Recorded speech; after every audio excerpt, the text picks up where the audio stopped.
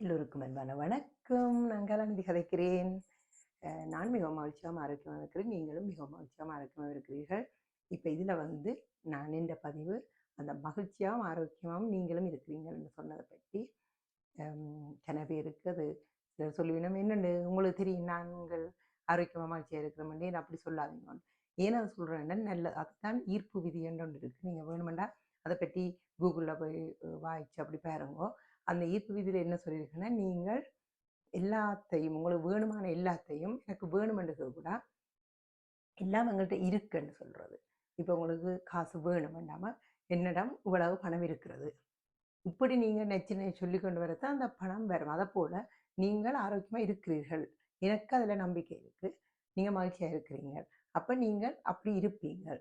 ஆனால் இப்போ நீங்கள் இருக்க வேணுமென்றால் நாளைக்கு இருக்க வேணுமென்று கேட்டால் நாளைக்கு நாளைக்கு இருக்க வேணுமென்னா நாளைக்கு அப்போ ஒரு நாளும் இப்போ ப்ரெசண்ட்டுக்கு இந்த மொமெண்ட் இந்த நிகழ்காலத்துக்கு அது வராது.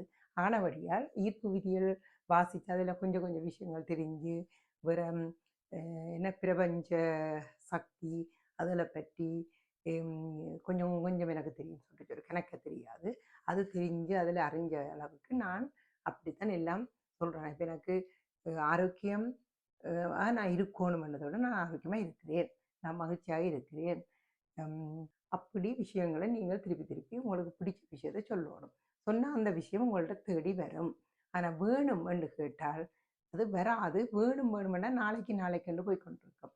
அதால் தான் நான் இப்படி சொல்கிறேன்னா உங்களோட நல்லதுக்கு சொல்கிறேன், உங்களுக்கு நல்லது நடக்கணும்னு சொல்கிறேன், நான் நல்லா இருக்கணும்னு தான் சொல்கிறேன். நான் இப்போ புரிஞ்சிருக்குமென்னு நினைக்கிறேன்.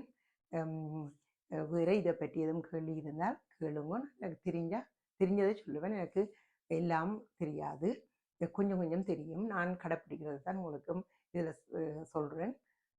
அப்படி தெரிஞ்சதை நான் உங்களையும் சொல்லுவேன். அவ்வளவுதான்.